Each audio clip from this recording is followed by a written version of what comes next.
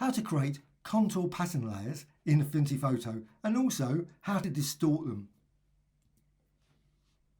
Go over here. I'm just going to select one of the tools, rectangle tool. You could use ellipse, etc. as well. A rectangle tool and drag and release. Now you could hold down the shift if you want to make it a square. What you can then do is go over here, make certain the fill is nothing. So click there and you can set the fill just by clicking here. Set the stroke color, I'm going with pink. Set the stroke width, and that's the key thing. So you can set big or small. Go with something like 22 points. Then go to the move tool.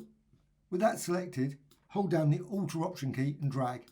So I'm just going to resize that now. And you can position it, set the value to maybe 500, 600, etc. You can set it to what you want, but you can also just do it visually as well. Hold down the Alt Option key again and drag and create another one and resize it. Once you've created all the shapes, select them all using the Move tool. So you're all selected there in the layers. Go up here to the alignment and click there and click there. So you've aligned it nicely in the way that you want it, or not. It's up to you, of course.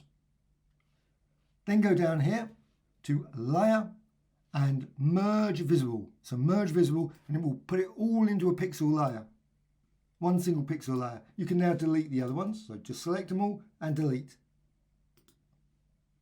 So with this pixel, you could go with this now, but I'm just going to add a quick effects as well. So click here, just down here, click effects, and you can add 3D. So just give it a little bit of a bevel there and click close.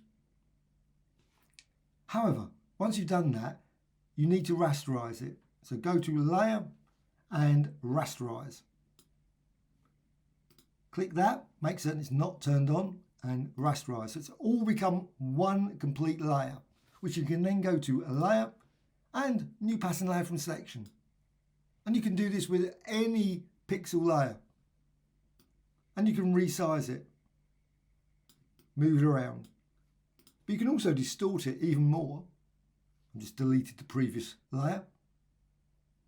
With that selected, you can always go to Layer and down to New Live Filter Layer and go to Distort and Perspective.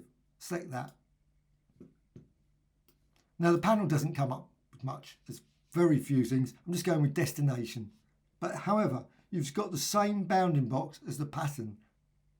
And you can just click on there, just that point there, and just drag. And as you do that, you can see what happens there. If you click here, you get a nice interesting effect as well. I'm not going to go with that, but I'm just going to go with this. I wanted to show you, you can click that as well. And you can click there and click there and just drag it and distort it. Now you can distort it so far that it ends up coming over the other side as well, which you may like. However, you can make it flat enough so it's going off at an angle like that and close. The pattern, it's still live, so you can, if you want, just change it. So you can resize that. With the pattern selected, you can go up here, Lock Children.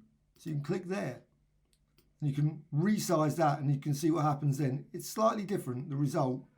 So if you've got here Lock Children, click that, that resized like that. Click Lock Children, it resizes just there. So up to you how you want to resize it, but it does affect it. You can also, anytime, go back to perspective, click that, and then of course it does actually make it very hard to actually see where the perspective is. In this case, I cannot even see it. Probably slightly off somewhere. That is always an issue. However, once you're happy with it, you can always just go to Layer and Rasterize. So just rasterize the entire thing into one single design. Hope you found this tutorial of interest. Any questions, please let me know in the comments below. Thank you much.